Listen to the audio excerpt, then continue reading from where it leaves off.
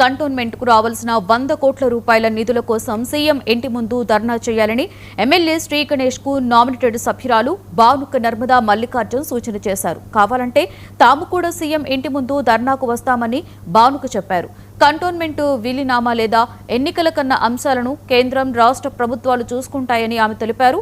ప్రజలు సమస్యలతో సతమతమవుతున్నా పట్టించుకోకుండా విలీనంకై దీక్ష చేయడం, ఎంపీ ఈటెల మీద నిందలు వేయడం హాస్యాస్పదంగా ఉందని బానుక విమర్శించారు. ఎంపీ ఈటెల హయాంలో కేవలం ఒక్కసారి నామినేటెడ్ పదవీ కాలం పొడిగిస్తే రాద్ధాంతం చేస్తున్నారని, ఎన్నికలు ఏ క్షణమైనా జరిగే అవకాశం ఉందని బానుక నర్మదా మల్లికార్జున్ చెప్పారు.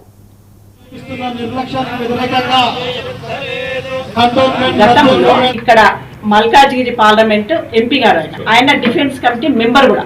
గతంలో తన ఉన్న టైంలో ఇది మర్జీ కావాలని ఎన్నిసార్లు అంటే గతంలో 4 సార్లు నామినేటెడ్ వచ్చినప్పుడు తను ఉన్నప్పుడు అది మర్జీ కావాలని ఆ రోజు ఎందుకు ఇంట్రెస్ట్ తీసుకోలేదు సీఎం గారు అంటే అప్పుడు ఆయన మెంబర్ ఎంపీగా ఉన్నాడు. దాని తర్వాత ఇప్పుడు ఆయన సీఎం అయినాక 2 సంవత్సరాలు అయింది రేవంత్ రెడ్డి గారు. 2 సంవత్సరాల నుండి మరి ఎందుకు ఇంట్రెస్ట్ తీసుకుంటలేరు మర్జా ఎలక్షన్ల అనే విషయంలో? అది దానికోసము